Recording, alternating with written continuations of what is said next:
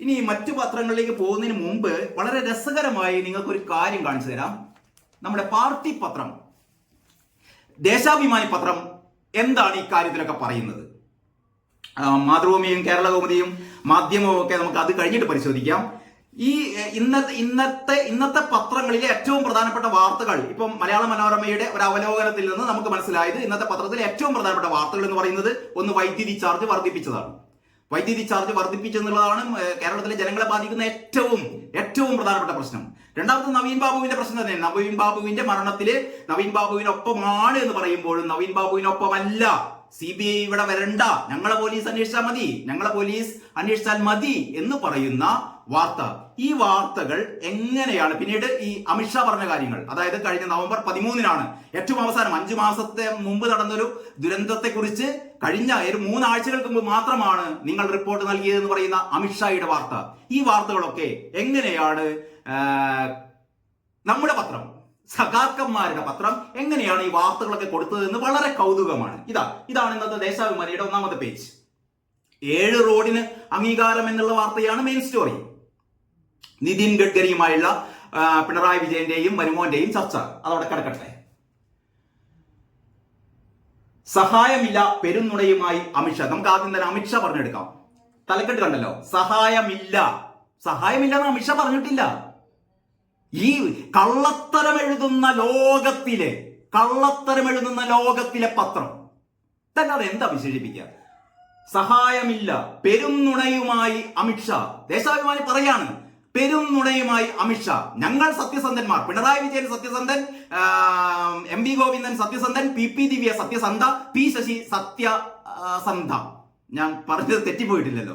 അപ്പോൾ ഞങ്ങളൊക്കെ സത്യസന്ധന്മാർ. പക്ഷെ BJP നരേന്ദ്രമോദി മുതൽ ഇങ്ങപ്പുറത്തേക്കുള്ള എല്ലാ ആൾക്കാരും, K സുരേന്ദ്രൻ വരെയുള്ള ആൾക്കാർ മുഴുവനും പെരുന്നുണയന്മാർ, കള്ളന്മാർ.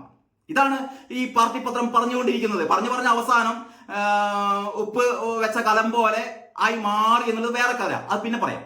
അപ്പോൾ ഇവിടെ പറയുന്നു, വാർത്ത ഇങ്ങനെയാണ്, ചിരിച്ച് നമ്മൾ ചത്തുപോകും. ആദ്യം തന്നെ ഒരു മുന്നറിയിപ്പാണ്, ചിരിക്കരുത്. ചൂരൽമല മുണ്ടക്കൈ ദുരന്തമുണ്ടായി 4 മാസം പിന്നിട്ടിട്ടും സഹായം എത്തിക്കാതെ പെരുന്നുണയുമായി കേന്ദ്ര ആഭ്യന്തരമന്ത്രി അമിത്ഷാ. ഇതാണ് ഇതിന്റെ ഇൻട്രോ. ഈ വാർത്തയുടെ ഇൻട്രോ ഇങ്ങനെയാണ്, പെരുന്നുണയുമായി അമിത്ഷാ.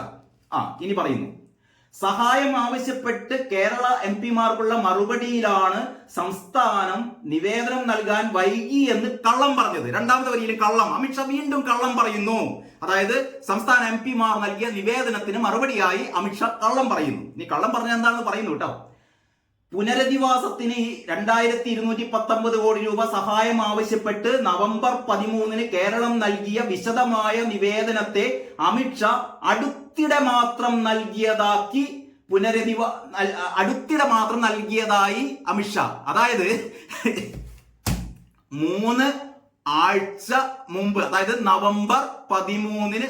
ഏതായാലും ദേശാഭിമാനി ഒരു കാര്യം, നവംബർ 13-നാണ് ഈ നിവേദനം കൊടുത്തത് എന്നുള്ളത് ദേശാഭിമാനി പറയുന്നുണ്ട്. അത് പിന്നെ നിഷേധിക്കാൻ പറ്റില്ലല്ലോ, പൊളിഞ്ഞു പോകുമല്ലോ. നവംബർ 13 എന്നുള്ളത് രേഖകളുള്ളതാണല്ലോ. അപ്പൊ നവംബർ 13-നാണ് ഈ നിവേദനം കൊടുത്തത്. അപ്പൊ അമിത്ഷാ പറയുന്നത് എന്താണെന്നറിയോ? ഈ അമിത്ഷാ പറയുന്ന കള്ളത്തരം, നവംബർ 13-ന് കേരളം നൽകിയ വിശദമായ നിവേദനത്തെ അമിത്ഷാ അടുത്തിടെ മാത്രം നൽകിയതാക്കി. ഇതാണ് അമിത്ഷാ പറഞ്ഞ കള്ളത്തരം. ഇതാണ് അടുത്തിടെയാണ്. അതായത് പ്രിയങ്ക ഉൾപ്പെടെയുള്ള നിവേദന സംഘം നൽകിയ ഈ നിവേദനത്തിന് മറുപടിയായി അമിത്ഷാ പറഞ്ഞത് 5 മാസം കഴിഞ്ഞു ദുരന്തം നടന്നിട്ട്, പക്ഷെ നിങ്ങൾ ഈ നിവേദനം തരുന്നത് ഈ അടുത്തിടെയാണല്ലോ.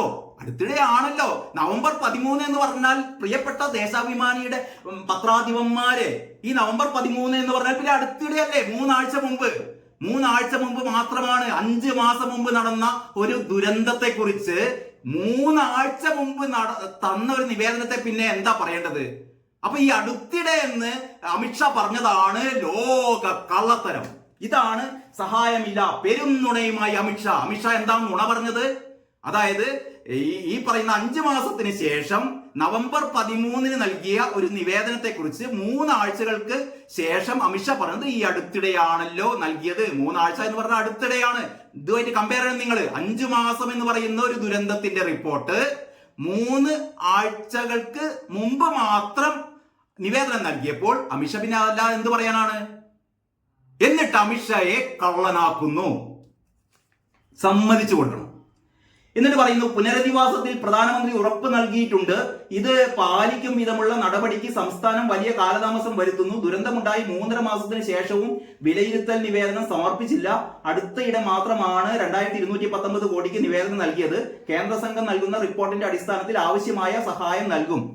അപ്പൊ മനസ്സിലായല്ലോ, ഇതില് അമിത്ഷാ ചെയ്ത ഏറ്റവും തെറ്റ്, ദേശാഭിമാനി 1-ാമത്തെ പേജിൽ വെണ്ടക്ക നിരത്തിയത് ഇങ്ങനെയാണ്: സഹായമില്ല, പെരുന്നുടയുമായി സഹായമില്ല എന്ന് പറഞ്ഞില്ല. അമിത്ഷായ്ക്ക് ശേഷം പറയുന്നു, ഞങ്ങൾ ചർച്ച ചെയ്ത് ഉചിതമായ നഷ്ടപരിഹാരം നൽകും. അങ്ങനെ ദേശാഭിമാനിയുടെ 1-ാമത്തെ കള്ളത്തരം പൊളിഞ്ഞു. ഇനി ഇതിനേക്കാൾ തമാശയാണ് റെഗുലേറ്ററി കമ്മീഷൻ ഉത്തരവ്. വൈദ്യുതി യൂണിറ്റിന് 16 പൈസ കൂട്ടി. ഇതാണ് നമ്മുടെ ഇന്ന് ഇറങ്ങിയ എല്ലാ പത്രങ്ങളും. മാതൃഭൂമിയുടെ 1-ാം പേജ് ഇങ്ങനെയാണ്: തുടർ ഷോക്ക് എന്നാണ് മാതൃഭൂമി പറയുന്നത്. കേരള കൗമുദി പറയുന്നത് ഇതാ: യൂണിറ്റിന് 16 പൈസ കൂട്ടി, ഷോക്ക് അടിച്ചു.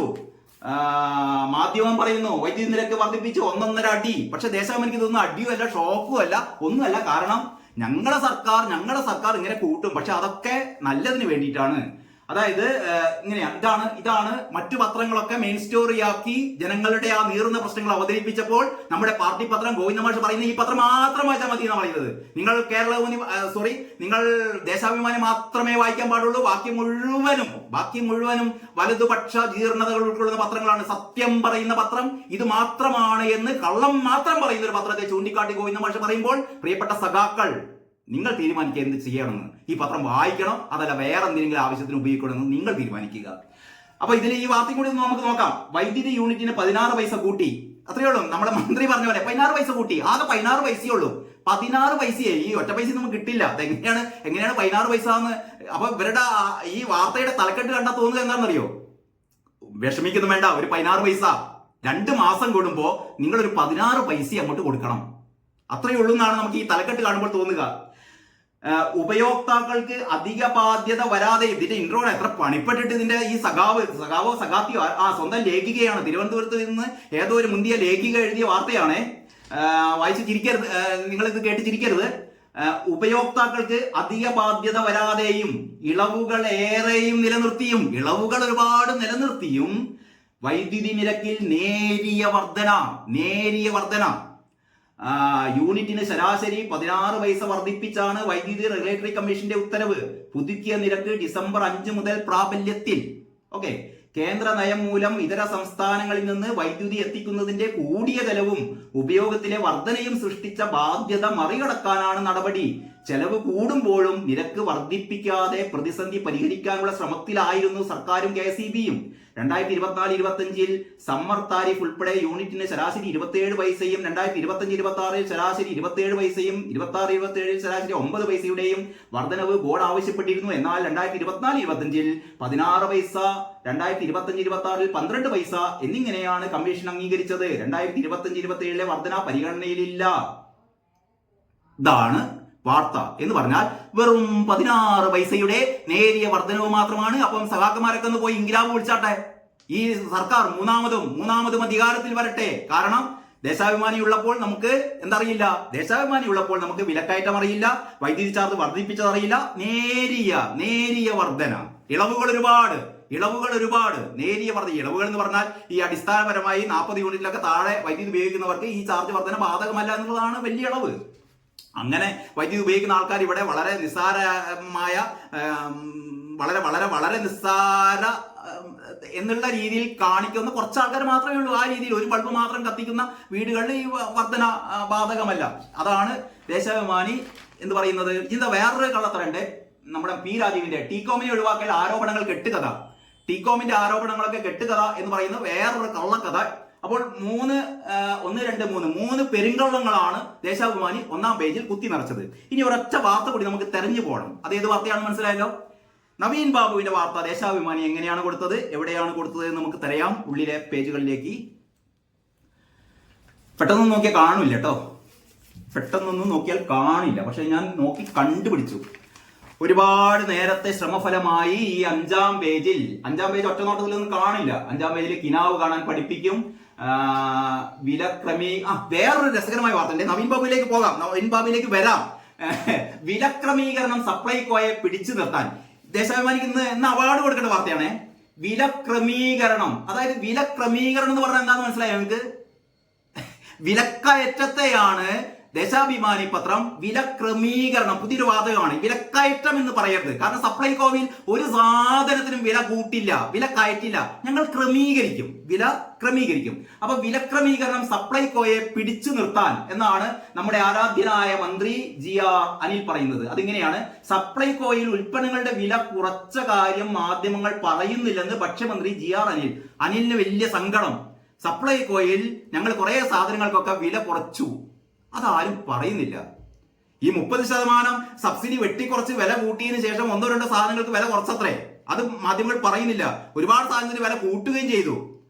അത് വില കൂട്ടിയതല്ല, അത് വില ക്രമീകരണം നടത്തി. ഈ വില ക്രമീകരണമാണ് മാധ്യമങ്ങൾ പറയുന്നതെന്നാണ് GR അനിൽ എന്ന് പറയുന്ന ഭക്ഷ്യമന്ത്രി ഒരു ഉളുപ്പുമില്ലാതെ പറയുന്നത്. വലിയേട്ടന്റെ കൂടെ നടന്ന് ചെറിയേട്ടനും അതിനേക്കാൾ വലിയ ദുസ്വഭാവമൊക്കെ പഠിച്ചു എന്ന് മാത്രമേ പറയാനുള്ളൂ. വില ക്രമീകരിച്ച് ജനങ്ങളെ സഹായിക്കാനും സപ്ലൈകോയെ സംരക്ഷിക്കാനുമാണ് സർക്കാർ നടപടി സ്വീകരിക്കുന്നത്. അതാണ് രണ്ടാമത്തെ വാചകെ. അതായത് വില ക്രമീകരിച്ച് എന്ന് പറഞ്ഞാൽ വില വർദ്ധിപ്പിച്ച് ജനങ്ങളെ സഹായിക്കാനും. അപ്പൊ ജനങ്ങളെ സപ്ലൈകോ സഹായിക്കാൻ പോവുകയാണ്, അതിനു വേണ്ടിയിട്ടാണ് വില കൂട്ടിയത്. പക്ഷെ വില കൂട്ടിയെന്ന് പറയില്ല, വില ക്രമീകരിച്ചത്. എന്നാൽ മാത്രമേ സപ്ലൈകോയെ സംരക്ഷിക്കാൻ പറ്റുള്ളൂ. അതാണ് മന്ത്രി പറയുന്നത്. വലിയ സാമ്പത്തിക ബാധ്യതയാൽ സപ്ലൈകോ തകർന്നു പോകുന്ന സാഹചര്യത്തിലാണ് വില കൂട്ടാൻ സർക്കാർ ആലോചിച്ചത്. 4ാമത്തെ വരിയിൽ വില കൂട്ടാൻ എന്ന് പറയുന്നുണ്ട്. അപ്പൊ സഖാക്കള് ഈ 4ാമത്തെ വരിയിലേക്ക് എത്തണ്ട, ക്രമീകരിക്കൽ മാത്രം മതി. അപ്പൊ സപ്ലൈകോ വില കൂട്ടിയിട്ടില്ല, വില ക്രമീകരിച്ചതാണ് എന്ന് സഖാക്കൾ വിശ്വസിക്കുക. നിങ്ങളെ ദൈവം രക്ഷിക്കട്ടെ. ഇതാ കാണുന്നു, നവീൻ ബാബുവിന്റെ മരണം അന്വേഷണം പക്ഷപാതപരമല്ല, കോടതി. ഇതാണ് തലക്കെട്ട് കേട്ടോ. അതായത് CBI അന്വേഷണത്തെ CBI അന്വേഷണം ആവാമെന്ന്, ഞങ്ങൾ അന്വേഷിച്ചോളാം എന്ന് CBI പറഞ്ഞത് വാർത്തയല്ല, തലക്കെട്ടിലില്ല. CBI അന്വേഷണത്തെ എതിർത്തു എന്നുള്ള വാർത്തയില്ല. പകരം എന്താണ്? അന്വേഷണം പക്ഷപാതപരമല്ല, കോടതി. അതിൽ പറയുന്നു, ADM നവീൻ ബാബുവിന്റെ മരണത്തിൽ പോലീസ് അന്വേഷണം പക്ഷപാതപരമാണ് എന്നതിന് തെളിവില്ലെന്നും പ്രതിക്ക് രാഷ്ട്രീയ സ്വാധീനം ഉള്ളതുകൊണ്ട് മാത്രം കേസ് വഴിതെറ്റി എന്ന് പറയാനാകില്ലെന്നും ഹൈക്കോടതി. ഹൈക്കോടതി ഒരുപാട് കാര്യങ്ങൾ പറഞ്ഞിരുന്നു. ഈ ഹൈക്കോടതി പറഞ്ഞ കാര്യങ്ങളിൽ ഒട്ടും പ്രസക്തമല്ലാത്ത ഏറ്റവും അവസാനം ഹൈക്കോടതി പറഞ്ഞ ഒരു 2 കാര്യങ്ങളാണ് ഇൻട്രോയിൽ ചേർത്തിരിക്കുന്നത്. അതാണ് നവീൻ ബാബുവിന്റെ മരണത്തിൽ പോലീസ് അന്വേഷണം പക്ഷപാതപരമാണ് എന്നതിന് തെളിവില്ല എന്നും പ്രതിക്ക് രാഷ്ട്രീയ സ്വാധീനം ഉള്ളത് കൊണ്ട് മാത്രം കേസ് വഴിതെറ്റി എന്ന് പറയാനാകില്ലെന്നും ഹൈക്കോടതി. എന്നിട്ട് പറയുന്നു, കേസിൽ CBIയുടെ ആവശ്യമുണ്ടോ എന്നതാണ് ചോദ്യം. കേസ് ഡയറി പരിശോധിച്ച ശേഷം ഇക്കാര്യത്തിൽ വിശദമായ വാദം കേൾക്കുമെന്നും ജസ്റ്റിസ് കൗസർ എടപ്പകത്ത് അറിയിച്ചു. എല്ലാ മികച്ച രീതികളും ഉപയോഗിച്ച് പഴുതുകൾ ഒഴിവാക്കിയാണ് പോലീസ് ഈ കേസ് അന്വേഷിക്കുന്നതെന്ന് സർക്കാർ ഹൈക്കോടതിയിൽ സത്യവാങ്മൂലം നൽകി. പ്രത്യേക അന്വേഷണ സംഘം ശരിയായ രീതിയിലാണെന്നും CBI അന്വേഷണം ആവശ്യമില്ലെന്നും സർക്കാർ അറിയിച്ചു. കേസ് CBIക്ക് വിടണമെന്ന് ആവശ്യപ്പെട്ട് നവീൻ ബാബുവിന്റെ ഭാര്യ മഞ്ജുഷ നൽകിയ ഹർജിയിലാണ് സത്യവാങ്മൂലം സമർപ്പിച്ചത്. അങ്ങനെ ADM നവീൻ ബാബുവിന്റെ കുടുംബത്തോടൊപ്പമാണ് എന്ന് പറയുന്ന പാർട്ടിയുടെ പത്രമാണ്. ഈ വാർത്ത വായിച്ചു കഴിഞ്ഞാൽ നമുക്കറിയാം ഇത് ADM നവീൻ ബാബുവിന്റെ കുടുംബത്തിന് വേണ്ടിയിട്ടാണോ വാർത്ത എഴുതിയത്, അതല്ലെങ്കിൽ PP ദിവ്യക്ക് വേണ്ടിയിട്ടാണോ, പ്രശാന്തിന് വേണ്ടിയിട്ടാണോ, ഇവരുടെ പിന്നിലുള്ള വമ്പൻ ബിനാമിമാർക്ക് വേണ്ടിയിട്ടാണോ ഈ വാർത്ത എഴുതിയെന്ന് പ്രിയപ്പെട്ട സഖാക്കൾ ഒന്ന് തീരുമാനിച്ചാൽ കൊള്ളാം. ഇത്രയും പറഞ്ഞപ്പോഴത്തേക്ക് തന്നെ വയ്യാണ്ടിയായി. കാരണം ഈ ദേശാഭിമാനി വായിക്കുക എന്ന് പറഞ്ഞാൽ, നിങ്ങൾ ദേശാഭിമാനി എല്ലാവരും പൈസ കൊടുത്ത് വാങ്ങേണ്ടതാണേ. വരിക്കാരാവണം ദേശാഭിമാനി. കാരണം നമ്മൾ അത്യാവശ്യം ചിരിക്കാനുള്ള വകയൊക്കെ ഇതിൻ്റെ അകത്ത് കിട്ടും, ചിരിക്കാനുള്ള വക കിട്ടും. അപ്പോൾ അത്യാവശ്യം ചിരി ആരോഗ്യത്തിന് നല്ലതാണ്. അതുകൊണ്ട് എല്ലാവരും കള്ളങ്ങൾ മാത്രം പറയുന്ന ദേശാഭിമാനി വായിക്കണമെന്ന് എല്ലാവരോടും അഭ്യർത്ഥിച്ചുകൊണ്ട് തൽക്കാലം ഇന്നത്തെ ഈ പത്രവിശേഷം നിർത്തുകയാണ്. വേറെ നിരവധി വിശേഷങ്ങളുണ്ട്. പക്ഷെ ഇതൊക്കെ പറഞ്ഞു കഴിഞ്ഞപ്പോൾ തന്നെ നിങ്ങൾക്ക് ഏതാണ്ട് മതിയായിട്ടുണ്ടാവും. അതുകൊണ്ട് നിർത്തുന്നു. എല്ലാവർക്കും നന്ദി, നമസ്കാരം.